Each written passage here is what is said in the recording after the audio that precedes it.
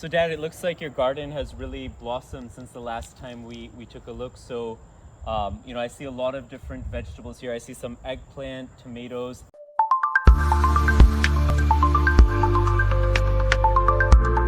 My dad has a deep passion for gardening.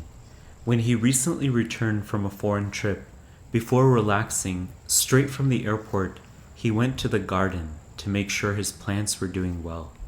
He often tells me how he finds joys in the simple pleasure of gardening, seeing plants grow and bear fruits and vegetables. In today's fast-paced world based off of instant gratification, we can learn a lot from my dad. Each day, he mindfully waters the plants, making sure each plant gets their fair share. He doesn't rush or hurry, and assesses their overall health as he tends to the garden. Hours go by, and he describes this as one of the most rewarding parts of the day. As the season has gone on, the garden has borne bright-colored fruits and vegetables, including tomatoes, eggplant, peppers, and squash. How often do we take time out of the day to relax and focus on our well-being?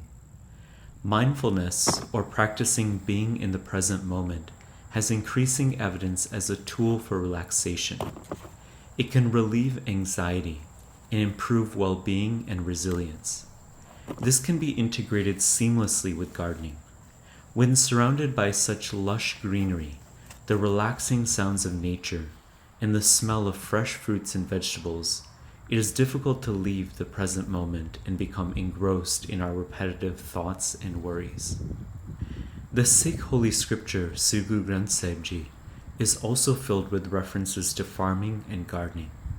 Just taking a simple example, the scripture tells us to plant the seeds of meditation on God's name in the right season and the right climate. Let's borrow Dad's expertise and learn more about specific verses from Gurbani that talk about Naam and gardening. So last video we established the connection between gardening and Gurbani.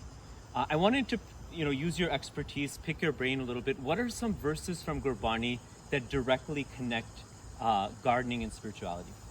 So there are a lot of verses which connect Gurbani with spiritualism, and one of that striking to me is "Hun vate har naam na bijiyo agge bhukha kya khaye." Hun vate har naam na bijiyo. So in this season, if you don't plant God's name, agge bhukha kya khaye, what will we have to eat in the afterlife when this God's name, the spirituality, will benefit our soul?